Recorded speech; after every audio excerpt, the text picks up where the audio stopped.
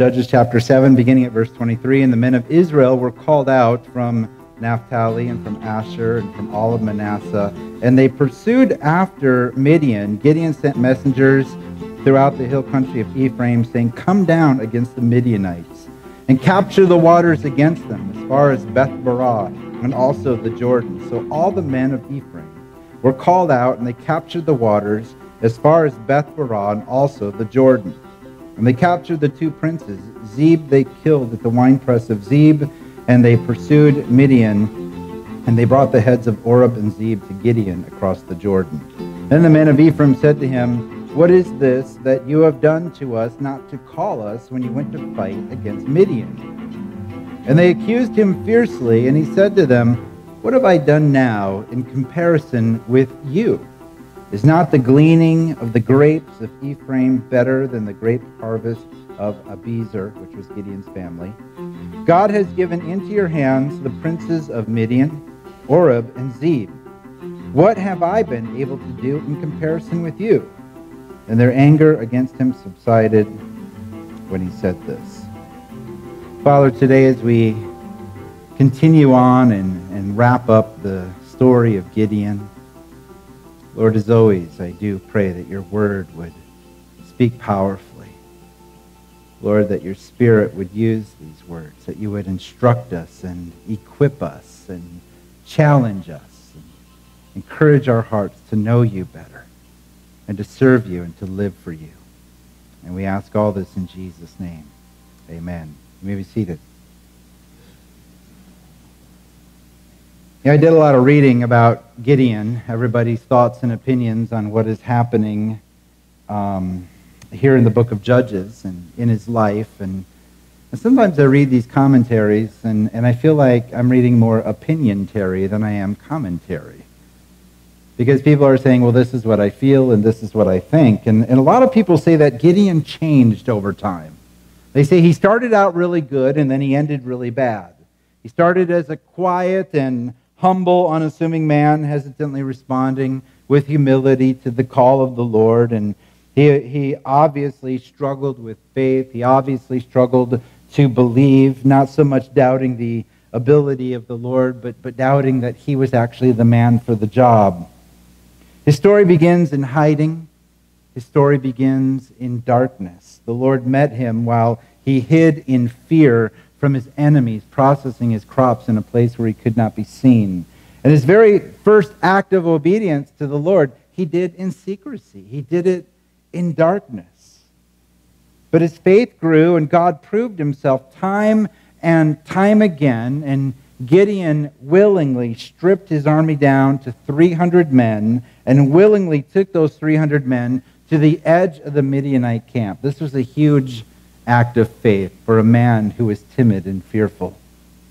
When the fighting started, a different Gideon appeared. We begin to see different characteristics coming out in this guy, and we'll see these things today. Yes, he shows that he has wisdom and tact when he dealt with the anger of the Ephraimites. And yes, he displayed humility when he turned down the offer of the people to make him king, which happens later on. But he also shows us that he's a hard and violent and murderous people, even to his own people, who because of fear did not give his troops bread. He also shows us that he is still misguided, both spiritually and morally. He gathered gold from the people and he made an ephod. And you're like, well, what's an ephod? It was a breastplate-like garment that was worn by the high priest. It was an implement of worship designed to be worn by one specific person for one specific purpose.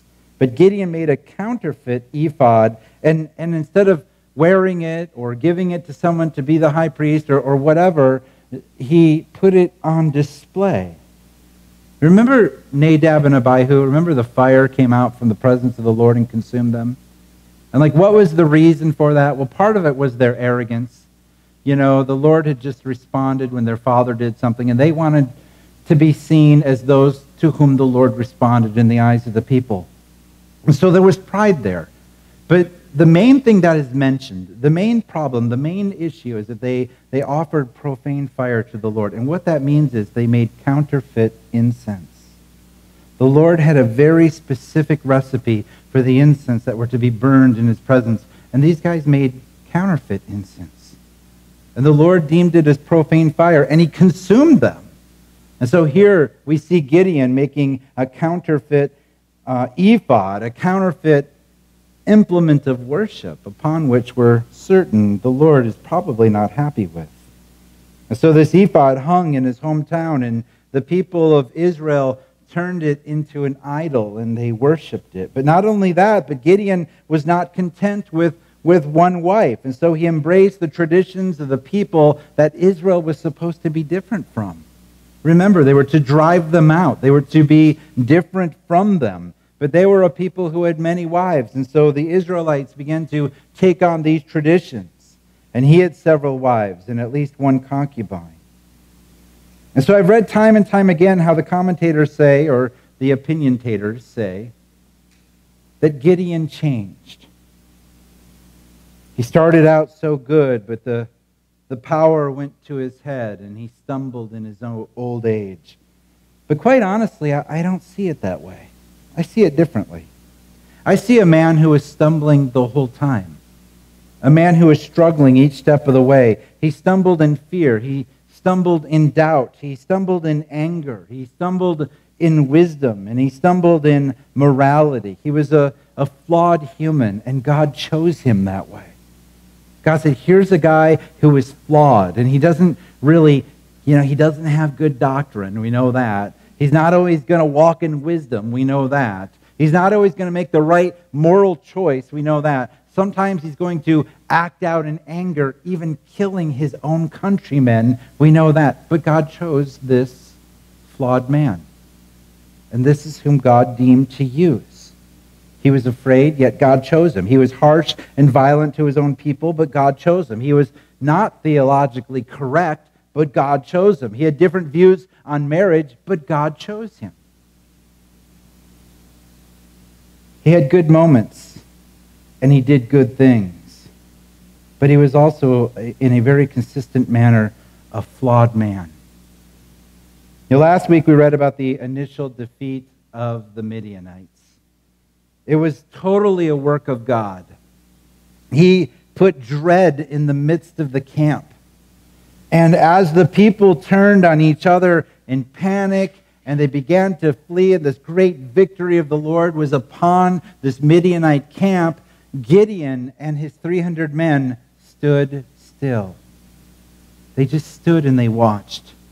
Now sure, they shouted, they blew their trumpets, they broke their pots, they lifted their torches. They did that part. But when the Lord brought chaos upon the camp and these men began to kill each other, they just stood and they watched. It was totally a God thing. They didn't have to fight. God fought for them. And I believe that this is just a great message that God has for us. Just as Israel stood still and watched God deliver them from Pharaoh by bringing them through the sea, and just as the people of Israel saw God defeat their enemies without their help time and time again, we need to remember that the work is His. He is the one who guides. He is the one who gives vision. He is the one who instructs. He is the one who empowers. He is the one who makes things happen. Sometimes our job is to just stand aside and watch. And this is where we pick up this week. Starting in verse 23, which we've already read, we see that the enemy is on the run. They're running away. No fighting has even happened yet. And the enemy is running away, and they're heading south down the western side of the Jordan River, going to a place that was apparently easy for them to cross over the river. And the men of Naphtali, Asher, Manasseh were called out to pursue. And they were close by, because remember, they were just there a little bit ago, but they were sent away for being afraid, or they were sent away for drinking water a particular way. And so they were still close by. And so messengers went to those guys and they said, "Come now, the enemy is running away. Let's go after them." And so they joined into the fight. Their faith was bolstered and they were quick to pursue. To the south of them, messengers brought the information to the people of Ephraim who were south of the battle. So they must have been really fast messengers. And they went down to them, and they were told to head north and block the Midianites from crossing back over to the eastern side of the Jordan. And they came out to battle, and they didn't stop them completely, but they hindered them greatly, and they killed many men, and they took the lives of 2 significant princes. And then in verse 1, chapter 8, there's a conflict, a distraction of sorts. There's a lot of work going on. The enemy is being driven out, but suddenly in the midst of that, there has to be this conflict, this division. This should have been all about driving the enemy out. But when people in their personal agendas and their own wants and their own pride get involved, suddenly it's like, wait a minute, what's in this for us? What's in this for us? They were afraid that they were missing out on something. Instead of remaining united against the enemy, Ephraim wanted to raise a stink with Gideon.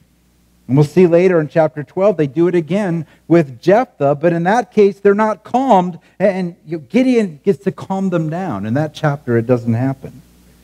In chapter 12, Ephraim responds with words of threats against Jephthah, the judge, and he responds to that by attacking them. So their own countrymen in Israel are attacking each other. Obviously, the odds of things escalating with Ephraim and things becoming violent between them and the people of Manasseh were very good. The tribes in Israel were not all on good terms with each other. So in chapter 8, verse 1, they're upset that they were not invited to the attack. They were clueless to the way that God orchestrated the entire battle, but Gideon spoke wisely to them. In verse 2, he lets them know that we've hardly done anything. We don't possess great spoils, which is what they thought they were missing out on.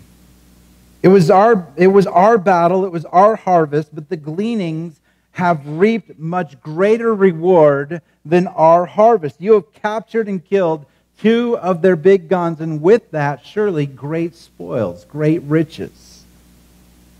Gideon said, what I have done so far is nothing compared to what you have done.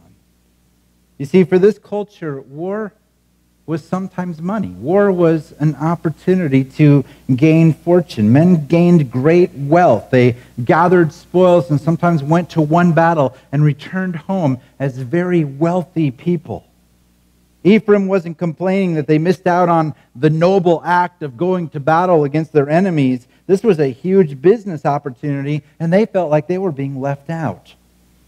But such wasn't the case, and when they found out that they were doing better in spoils than Gideon was, well, they grew content. But apparently they could not completely stop the Midianites. They were at the fords of the river, the place where they would cross over.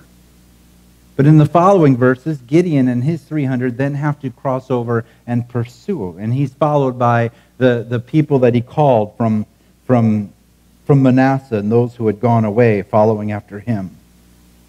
So beginning at verse 4, we see Gideon on the pursuit. And Gideon came to the Jordan and crossed over, he and the 300 men who were with him, exhausted yet pursuing. So he said to the men of Succoth, please give loaves of bread to the people who follow me, for they are exhausted, and I am pursuing after Zebah and Zalmunna, the kings of Midian. And the officials of Succoth said, are the hands of Zebah and Zalmunna already in your hand, that we should give you bread? Give bread to your army. So Gideon said, well then, when the Lord has given Zebah and Zalmunna in my hands, I will flail your flesh with the thorns of the wilderness and with briars. And from there he went to Penuel and spoke to them in the same way. And the men of Penuel answered him as the men of Succoth had answered. And he said to the men of Penuel, when I come again in peace, I will break down this tower. Now remember, when the land was divided in Israel, 2.5 tribes remained on the east side of the Jordan. They were to cross the Jordan and possess there, but they said, can we have an exception? We'll go to battle with you. We will be there until all of the inheritances are divided, but can we have this land on this side of the Jordan? And it was agreed that 2 tribes were there, and then a half a tribe remained on the eastern side of the Jordan. Manasseh was huge. It was just the biggest tribe of all of them, and half of it was on the eastern side, and half of it was on the western side. And to the south of Manasseh was Gad, and to the south of Gad was Reuben. And these two cities that Gideon passed through, Succoth and Penuel, they were in the tribe of Gad. This is modern-day Jordan. This is about 10 to 15 miles north of Ammon. They were Israelites, and they lived in fear of the Midianites, just as Gideon's family had. Now, remember where our story started with Gideon. He was afraid. He was in hiding. The people were fearful of the Midianites. It's no different for those who are here in Gad. They were fearful of the Midianites. They were greatly outnumbered by this force. They lived in fear, and so they refused to provide hospitality to Gideon's men, which in this culture in itself is a major offense. But they knew how great the Midianites were, and behold, Gideon was standing before them with only 300 men. And if they were to give aid to Gideon and his men, they knew that surely they would be crushed. They would be disciplined. They would be abused by the Midianites. So they were in a difficult spot. If they provided support for Gideon, then surely Ziha and Zalmunna would follow through on some pending threat. In all my reading on this event, I can't find any sympathy for these cities. Like everyone reads it and just says, they're going to get what they deserve. How dare they diss Gideon? That's because we know the whole story. We know that Gideon wins. We know that the Lord was with Gideon. We know about the great battle of the Midianites. These are just people who are living in fear. And suddenly 300 guys show up. And they are faced with this difficult situation. Gideon began his story in hiding. He was living in fear of the Midianites. It took one successful act of faith and 4 separate miracles to convince him that he could do what God had called him to do. Think of that. One successful act of faith. Nobody killed him for burning down the altar. One successful act of faith. 4 different miracles. The presence of the Lord there disappearing before him, consuming the food that he brought him. That's 1. The 2 different episodes with the fleece, one time wet, one time dry. That's 3. And then hearing the dreams of the Midianites about him, Gideon, coming down as a barley loaf and crushing their tents. 4 miracles Gideon had to receive. And 1 successful act of faith. And suddenly he was able to overcome his fear and go forward in obedience. And so just a short time ago, Gideon was no different than the people of these 2 cities. He wasn't offering these people miracles. He wasn't sharing with them the miraculous testimonies of God. He was just walking in and he was demanding that these oppressed people who were living in great fear defy the massive force that threatened them. If anything, Gideon missed a great opportunity. And unfortunately, he will follow up on these threats, and then he will do more than even follow up on his threats. Here's one thing I often need to remind myself of when I read this. The book of Judges is merely recording for us what happened. We have to be reminded of that. It is just recording for us what happened. Because sometimes we think, oh, here's the good guy, therefore everything that the good guy does is biblically validated and makes for good theology and is then something that I can imitate in my life. Because this is God's man, everything that he does then is right and is good and is true. But that's not the case with Gideon. Gideon is a flawed man who was chosen and used by God. And here's something I want us to understand. God's calling upon Gideon, but also upon you and upon me, God's calling does not guarantee that the called will not be flawed. There's no guarantee. I'm called by God. Oh, that means I'm perfect and holy. No, it doesn't. It means that you are going to be used by him and people are going to look on and be amazed that God did something through you. Verses 10 through 17, continuing on in verses 10 through 12, we're given the account of Gideon chasing down Zebah and Zalmunna, the kings of Midian, capturing them and leaving the remaining army in panic. And this great enemy that oppressed Israel was defeated. Those who were made helpless by their fear could now relax and rejoice, except for the people of Succoth and Penuel. Look at verse 13. Then Gideon, the son of Joash, returned from the battle by the ascent of Heres, and he captured a young man of Succoth and questioned him. And he wrote down for him the officials and elders of Succoth, 77 men. And he came to the men of Succoth and said, Behold, Zebah and Zalmunna, about whom you taunted me, saying, Are the hands of Zebah and Zalmunna already in your hand? What should we give you bread to your men who are exhausted? And he took the elders of the city, and he took thorns of the wilderness and briars, and with them taught the men of Succoth a lesson. And he broke down the tower of Penuel, and then note this, and he killed the men of the city. So he followed through on his oath with the people of Succoth. They were beaten with thorns and briars. It's uncertain whether they lived or not. He followed through on his oath with the city of Penuel. He tore down their tower. But then something else happens. He killed the men of the city. That wasn't part of the oath. And that wasn't part of the threat. His own countrymen, whom he had just liberated from the oppression of the Midianites, he killed because they refused him hospitality. It's easy to read through these events and say, oh, they're justified because Gideon is the good guy. Gideon is God's man, so what he's doing must be okay, even though I feel a little bit uncomfortable with the fact that he killed all the men in a city because they refused him bread. But this book isn't affirming the actions of its characters. It's just telling us what they did. Gideon was a flawed man, and he was chosen and empowered by God to do an amazing thing. But along the way, we still see that God's calling is not a guarantee that he would not also be flawed.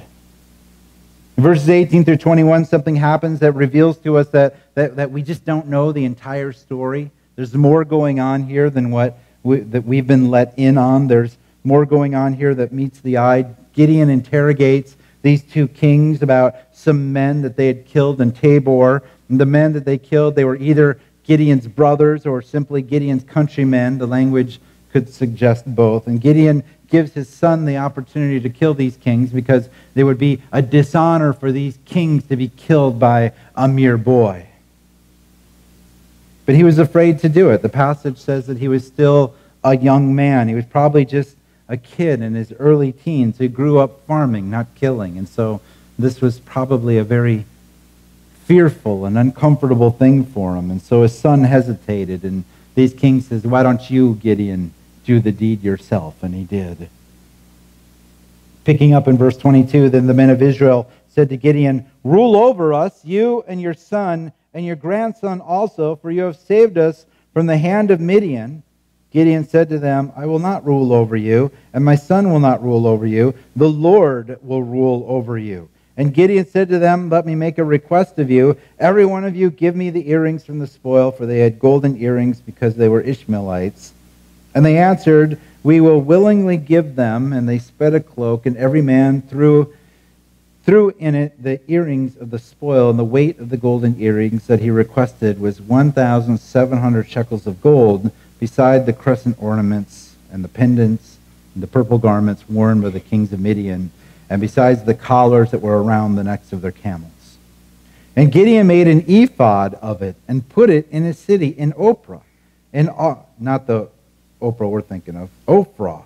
And all of Israel whored after it there, and it became a snare to Gideon and to his family. So Midian was subdued before the people of Israel, and they raised their heads no more, and the land had rest 40 years in the days of Gideon. Jerubbaal, who was Gideon, the son of Joash, went and lived in his own house. Now Gideon had 70 sons, his own offspring, for he had many wives.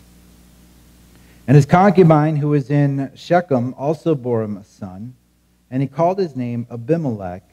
And Gideon, the son of Joash, died in a good old age and was buried in the tomb of Joash, his father, in Ophrah of the Abiezrites.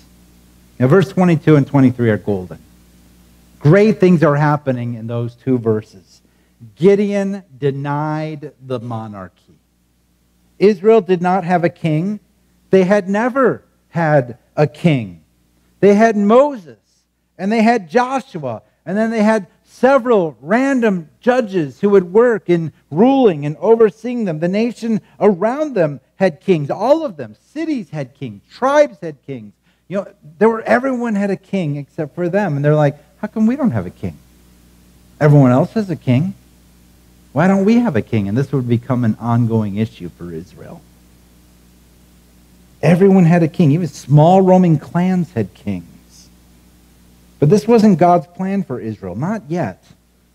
This, in fact, was the kind of behavior, though, that kept getting Israel in trouble. They wanted to imitate the people that they were supposed to drive out, the people that they were supposed to oppose, the people that they were supposed to stand in stark contrast to. They wanted to imitate their behaviors.